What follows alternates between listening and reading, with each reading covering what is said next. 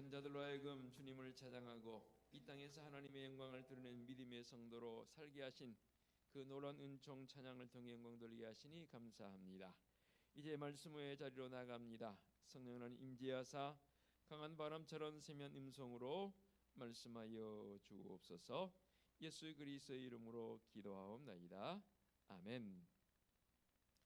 창세기 1장에서부터 시작해서 이제 창세기 11장에 이르는 전체적인 맥락의 창세기의 말씀을 우리가 볼 때에 1장에서 11장까지의 말씀을 원역사라고 부릅니다. 그리고 조금 후에 다시 한번 말씀드리겠지만 이 원역사라 함은 연대기적으로 봤을 때 헤아릴 수 없는 그런 시간대이기 때문에 원역사다라고 그렇게 부르기도 합니다. 하나님께서는 우리에게 이 세상의 창조의 삶의 기본 원리로부터 출발해서 이제 우리는 모든 인류가 어떻게 살아가야 하는지에 대한 하나님의 원래적 계획과 더불어서 이 세상의 기본적인 운영 방식에 대해서 사실 가르쳐 주셨고 배워왔습니다. 그런데 참 안타깝게도 이런 하나님의 뜻을 깨닫지 못하고 첫사람 아담과 하와가 범죄하였고 그로 말미암아 에덴에서 낙원을 잃어버리게 되는 그런 모습도 봤고요. 또한 오늘 이 바벨탑 사건에 이르도록 타락한 인류에 대해서 하나님께서 노아에게 대홍수를 통해서 심판하시는 장면도 지난 시간에 우리가 간략히 살폈습니다. 노아 이후의 인류는 급속도로 번성했지만 또다시 하나님을 거부하고 더욱더 심각한 죄악 속으로 빠져들고 맙니다. 그래서 인류는 다시 홍수 심판을 하시지 않겠다는 이 무지개 언약을 통해서 하나님의 약속을 그들은 믿었고, 그런데 그 약속을 선용한 것이 아니라 더 악용하고 통일된 세계의 왕국을 건설해서 있는 힘을 다해서 힘을 규합해서 신할 평지에서 거대한 탑 공사, 도시 공사를 하게 됩니다. 인간들의 이러한 바벨탑 건축은 하나님의 권위를 무시하고 오히려 하나님께 도전하는 그야말로 아주 지극히 악한 교만과 허영의 모습을 나타내는 모습이라 보여집니다. 특별히 이 바벨탑 사건은 창세기 1장에서 11장까지의 원역사를 결론짓는 최종적 사건입니다. 그래서 이 바벨탑 사건을 통해서 오늘 우리는 아주 중요한 교훈을 얻습니다. 먼저 1절의 말씀을 보게 되면 바벨탑 사건이 있기 전까지는 온 땅의 언어가 하나였고 또 뭐가 하나였다고요? 말이 하나였다 했습니다. 이 말씀을 근거로 해서 이 종말을 강의하는 종말론 강의자는 그렇게 표현하더라고요. 처음 이렇게 흩어져 버렸던 언어가 다시금 하나가 되어지면 그때 주님 오신다라는 그런 표현을 한번 걸 제가 언젠가 들어본 적이 있습니다. 일리가 있을 것 같습니다. 지금 언어가 하나씩 통일되고 있죠. 영어로 다 세계가 쓰는 만국 공통어적인 관점의 통일이 아니고 이제는 번역기를 들이대면 어떤 언어든 다 번역이 되게 되어 있는, 한편으로 본다면 언어가 하나 되어져 가고 있는 그런 과정이다라고 한번 그렇게 해석이 가능한 것 아니겠습니까? 그러니까 어느 분이 그래요. 곧 주님 오신다는 거예요. 글쎄요, 한번 기다려 보십시다. 그렇게 언어가 하나이고 말이 하나였던 그들, 그런데 그 하나된 모습으로 하나님께 영광 돌리기는커녕 오히려 더 악한 죄악을 저지른 모습으로 가게 됩니다. 3절의 말씀 보게 되면 죄악에 만연한 사람들이 서로 말하기를 벽돌을 만들어 견고히 굽자라는 표현이 등장합니다. 그리고는 이에 벽돌로 돌을 대신하며 역청으로 진흙을 대신하고 라고 했습니다. 이제는 인류가 인공물을 만들어낼 수 있는 능력이 생긴 거지요. 그동안은 그냥 자연 내에 주어진 것들을 통해서 활용해서 살았다면 이제는 우리가 인위적으로 인공물을 또 응용해서 만들 수 있는 능력이 생겼다는 거죠. 이것은 인류 문명이 극도로 발달해가는 어떤 과정의 모습으로 볼 수도 있습니다. 이렇게 인류 문명이 크게 발달하여 과학기술이 이제 그 당시의 관점에서 본다면 최고조에 달합니다. 그러면서 그들은 4가지의 계획을 세워서 실행하게 되는데 이 4가지 계획이 4절에 기록이 되어 있습니다. 또 말하되 자 성읍과 탑을 건설하여 그 탑 꼭대기를 하늘에 닿게 하여 우리 이름을 내고 온 지면에 흩어짐을 면하자 하더니라고 했습니다. 가장 먼저 그들은 성읍을 건설하자라고 했습니다.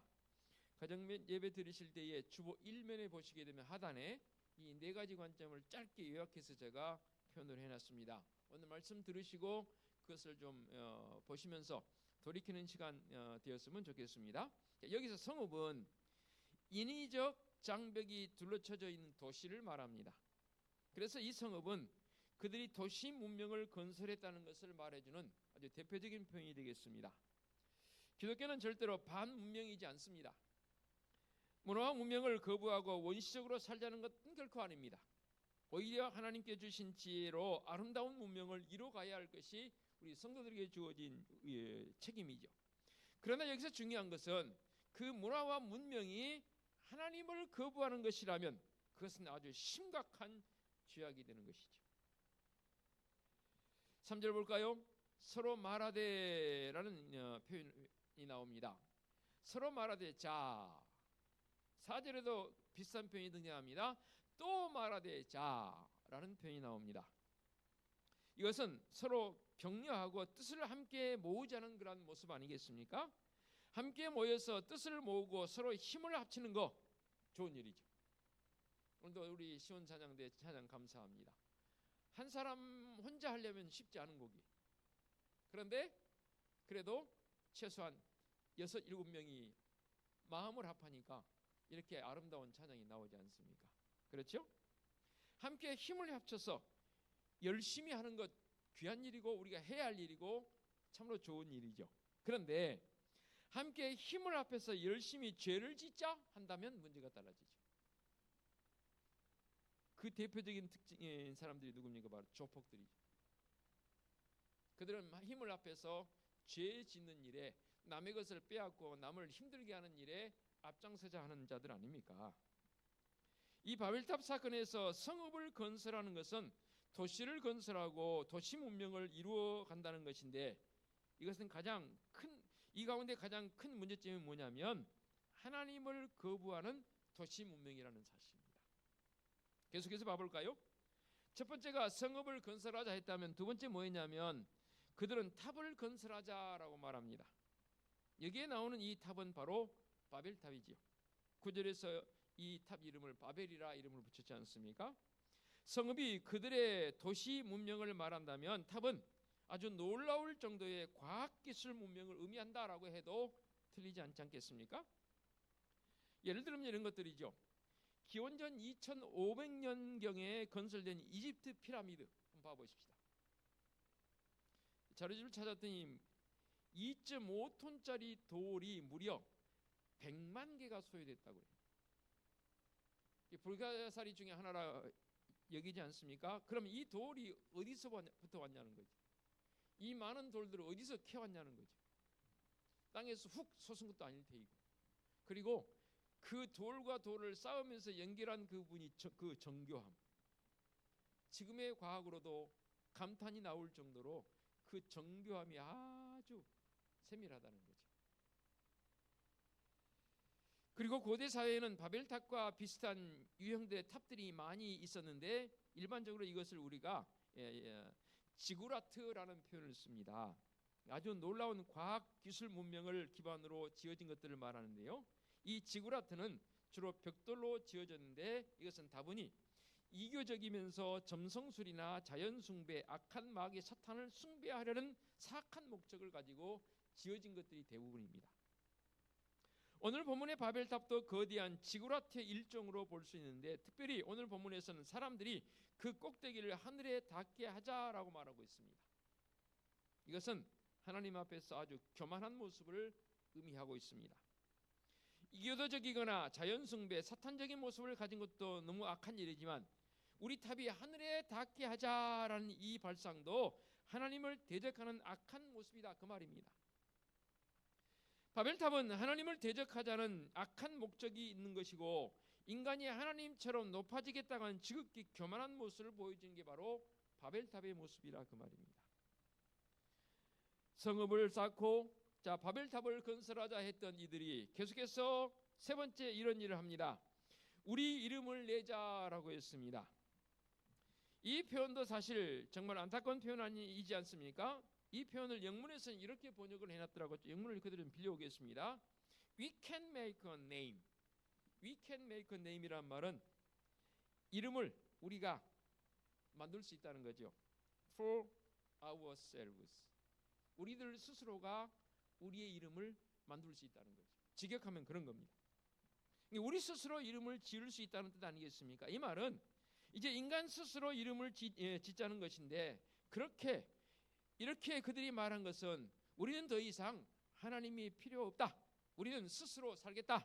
지금부터는 하나님의 말씀에 좌지우지하지 그것에서 우리는 움직이지 않겠다. 이제부터 우리의 죄인은 우리를 스스로 우리 자신이다라는 그런 뜻으로 해석이 되어집니다. 자, 이 대목에서 이름과 관련된 부분 한번 짚고 넘어갈 필요성이 있습니다. 창세기 2장 19절을 보게 되면 하나님께서 천지 만물을 창조하시니 아담을 대리자로 삼아서 모든 동식물의 이름을 짓도록 합니다. 아담이 부르는 것마다 그들의 이름이 되었다라고 했습니다. 그러니까 1장 26절에서 하나님께서는 아담을 만드실 때 아담이란 이름을 하나님께 직접 지어 부르시면서 우리의 형상을 따라 사람 곧 아담을 만들자라고 말씀하십니다. 여기서 이름을 짓는다는 것은 그 존재를 규정하는 것이고 그 존재가 살아갈 때 가장 중요한 의미를 부여하는 것이 바로 이름이죠. 우리 교회에도 이름을 한번 바꾼 적이 있습니다. 또 여러분 개개인도 다 이름이다 뜻이 있지 않습니까?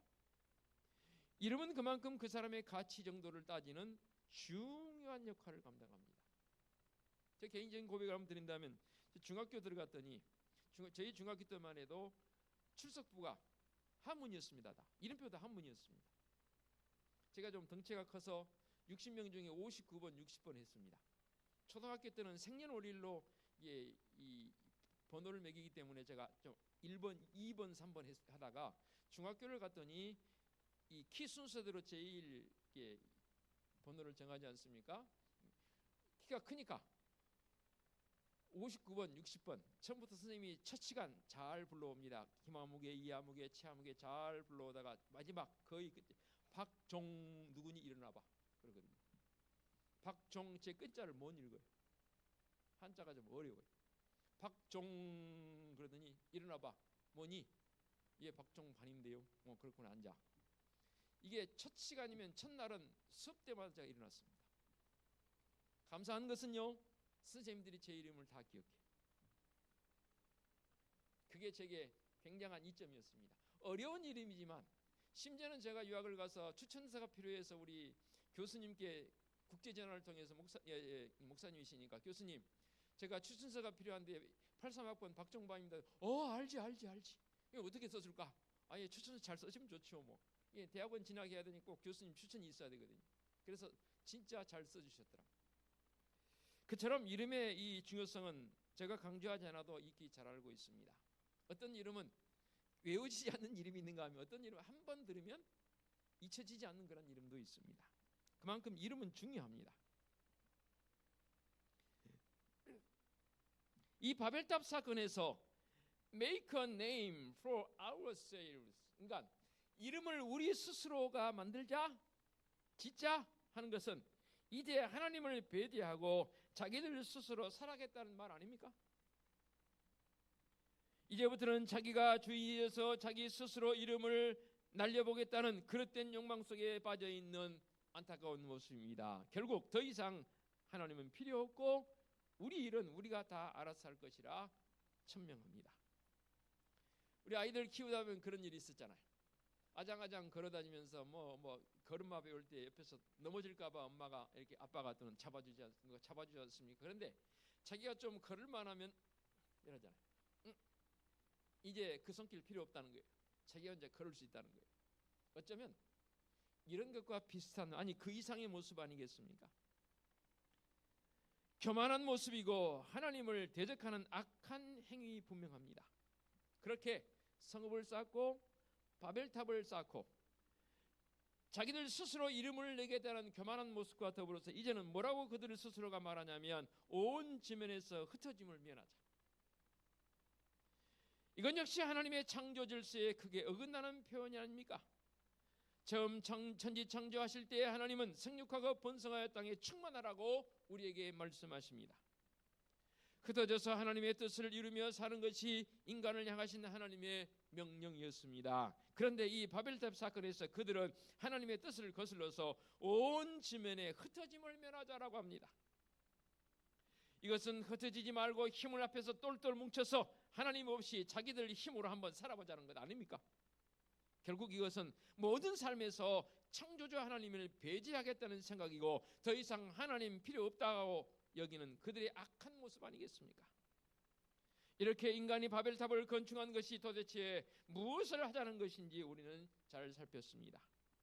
요약해보면 그렇지요. 도시 문명을 건설하고 과학기술을 발달해서 총동원해서 탑을 쌓고 하나님 없이 스스로 이름을 날려보겠다는 욕망, 더 이상 흩어지지 말고 우리끼리 한번 잘 살아보자는 그런 말 아닙니까? 결국 이 바벨탑 사건은 하나님께 도전하고 하나님을 거역하고 하나님을 배제해서 더 이상 하나님의 뜻을 따르지 말고 자기들끼리 인간 중심적으로 살아보자는 악한 운동이라고 여겨집니다. 이렇게 악한 모습에 대해서 하나님께서 그냥 넘어가시지 않습니다. 하나님께서는 사람들이 건설하는 그 성읍과 탑을 보려고 내려오셨다라고 했습니다. 그리고 그 무리가 한 족속이요 언어도 하나이므로 이런 역사를 이루는 것을 보시고 그들의 언어를 혼잡하게 해버리십니다. 그리고는 서로가 서로의 생각, 그들의 모든 것이 서로 공유되지 않도록 해버립니다.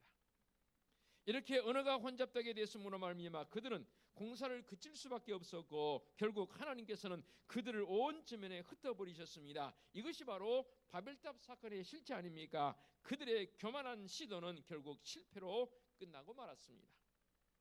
지금까지 원역사, 영어로 표현하면 non-countable history라고 말하기도 하고 또 직접적인 한 단어를 쓴다면 primeval이라는 그런 단어를 쓰기도 합니다.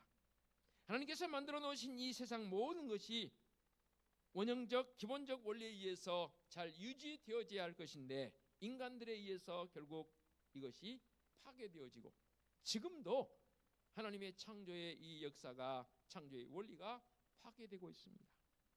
한번 다시 복습해 보십시다. 창세기 속에서 하나님께서는 이런 원리로 우리에게 은혜를 주시거든요. 무슨 원리냐면 하나님께서는 죄를 지으면 반드시 심판하십니다. 심판으로 끝난 게 아니고 그 다음은 은혜를 베풀어 주시죠. 아담을 예를 들면 이런 거지요. 선악과를 따먹음을 통해서 죄를 지었습니다. 하나님께서 아담과 하와에게 심판을 내리시지요. 그 심판의 결과물이 뭡니까? 인간들에게 죽음이 주어집니다.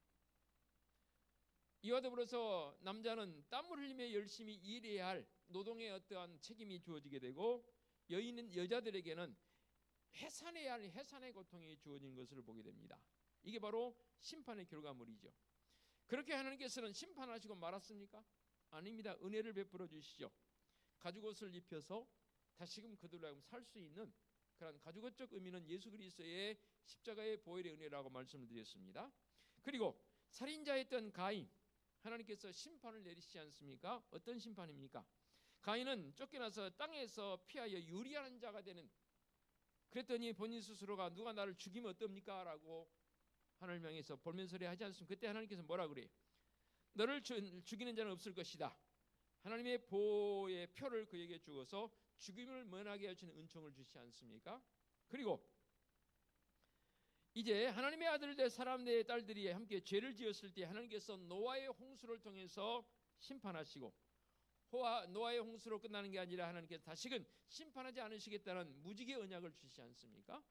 그리고 오늘 본문에서 바벨탑을 쌓습니다. 하나님께 다 흩으셔 버립니다. 그런데 말씀에 21장까지의 말씀을 통해서 보면 바벨탑 사건 이후에 앞에 있었던 가죽옷을 입혀주시고 가인을 보호해 주시고 그 다음에 노아의 홍수 위에 무지개 언약을 주신 은혜를 주셨는데 이 바벨탑 사건 이후에는 은혜적 표현이 등장하지 않습니다. 여러분들이 이 말씀을 들으면서 어떤 생각을 하시는지 모르겠습니다. 은혜적 그런 표현이 등장한 게 아니고 이제는 11장 하반절에서 이게부터 12장으로 넘어가면서 등장한 인물이 누구냐면 아브라함입니다. 자, 이때부터는 이제는 원역사가 아니고 카운터블 히스토리, 셀 수 있는 역사입니다. 그래서 그 아브라함이 아마도 성경 해석자들은 그렇게 해석을 합니다. 이 바벨탑 사건을 통해서 하나님께서 흩어져 버린 그 은총을 다시금 아브라함을 부르셔서 하나님의 나라에 대한 부분을 이 아브라함에게 주시고 하나님의 언약적 관점이 구속사가 다시 이루어지는 부분이다라고까지 해석을 하기도 합니다. 그렇습니다. 원역사에 나타난 인류 역사는 결국은 실패 역사라면 이렇게 실패한 원역사의 최종적인 결론이 바벨탑 사건이라고 말씀드렸습니다. 이 바벨탑 사건은 하나님 없는 역사, 하나님 없는 문명은 결국 실패할 수밖에 없다는 것을 보여주고 있고요. 하나님을 떠나서 타락해서 고질적인 죄악 가운데 살아가면서 인류는 멸망할 수밖에 없는 존재 아니겠습니까? 진실로 이 원역사의 교훈은 마음을 깊이 해서 하나님 절대주의로, 하나님 제일주의로 나갈 것을 권고하는 그런 말씀이라고 보여집니다. 그렇다면 이제 국가적으로 또 사회적으로 개인적으로 사람들은 지금 수많은 바벨탑을 쌓고 있는 현상이라고 보여집니다. 물질의 탐욕의 바벨탑, 명예와 자랑의 바벨탑, 이기심과 교만의 바벨탑, 쾌락과 사치의 바벨탑, 오직 나 중심의 바벨탑, 나만이 최고라고 하는 이 바벨탑을 지금도 쌓고 있는 것은 아닐까요? 심지어 성도들 중에는 십자가 없는 믿음 생활을 가능하다라고 말하는 사람도 있습니다. 아닙니다. 이 모든 것들은 다 바벨탑에 불과합니다. 인간이 죄악 가운데 빠져서 바벨탑을 쌓아 올린데도 혈안이 되어져서 자연을 파괴하고 기후 변화를 초래해서 지금 환경의 재앙을 우리가 맞이하고 있습니다. 이웃나라 일본은 눈이 2m가 넘게 왔다고 합니다. 이 지구상의 기온이 바뀜을 통해서 기후적 재앙을 통해서 지금 여러 지구촌에는 그동안 겪어보지 못했던 재앙적 모습을 겪고 있습니다. 이제 우리는 겸허하게 하나님 앞에서 참여하고 기도하면서 우리의 행실을 반드시 고쳐야 합니다. 더 이상 바벨탑을 쌓는 일을 그치고 하나님께로 돌아와 우리 하나님의 뜻에 순복하고 하나님께서 만들어 놓으신 가장 아름다운 창조의 섭리로 다시금 회복해야 합니다. 그래서 여러분들에게 이런 이제는 제안합니다. 바벨탑을 쌓는 사람이 아니고 하나님께서 우리에게 주신 사랑을 쌓고 은혜를 쌓는 성도였으면 좋겠습니다. 바벨탑 대신에 뭘 쌓자고요? 올해 우리 주의 표가 용서 사랑의 시작입니다. 사랑을 더 많이 쌓자고. 우리 교회 이름이 은혜숲교회입니다. 올 한 해 동안 더 많은 은혜를 쌓아보자고요. 개인도 국가도 우리 잘 먹고 잘 사십시다마는 그러나 무엇보다 우리의 내면에 있는 잠시 우리 눈에 보이는 것에 마음을 주는 것보다는 영원한 것에 마음을 주십시다. 하나님 나라에 우리의 소망을 두는 성도적 삶이었으면 좋겠습니다. 그런 의미에서 우리는 절대로 바벨탑 쌓지 마시고 하나님의 은혜와 사랑을 쌓는 사람이 되고 그 은혜와 사랑을 세상에 증거하며 살아가는 거룩한 성도가 되어 가십시다. 누가 뭐라고 그래도 이 중심이 흔들리지 아니하고 하나님 앞에 바벨탑 다 버리고 거듭 말씀드립니다. 물질과 탐욕의 바벨탑, 명예와 자랑의 바벨탑, 이기심과 교만의 바벨탑, 쾌락과 사치의 바벨탑, 오직 나 중심의 바벨탑, 나만이 최고라고 하는 이 바벨탑 다 혹시 쌓았다면 무너뜨려 버리고 이제는 거듭 강조합니다. 우리 주님의 십자가의 사랑의 탑을 쌓고 은혜의 탑을 쌓아서 우리 하나님께 더 많이 감사와 영광을 돌리고 기쁨으로 나가는 성도적 삶이 있는 그런 결단이 있는 이 한 주간 되어지시기를 간절히 부탁을 드리겠습니다. 기도합니다. 하나님 아버지 감사합니다. 오늘도 우리에게 주님을 향한 믿음의 모습을 주시니 은혜가 큽니다. 특별히 아버지 하나님, 세상에 살아가면서 우리는 과연 어떤 탑을 쌓고 있습니까? 세상 사람과 똑같은 그러한 물질 탐욕, 명예 자랑, 이기심, 교만, 쾌락과 사치, 오직 나 중심의 바벨탑을 쌓고 있다면, 아니 쌓았다면 다 십자가의 능력으로 다 허물어지게 하여 주시옵소서. 그리고는 주님의 사랑과 주님의 은혜의 탑을 쌓아갈 수 있는 성도적 삶이 되게 하여 주시옵소서. 예수 그리스도의 이름으로 기도하옵나이다. 아멘.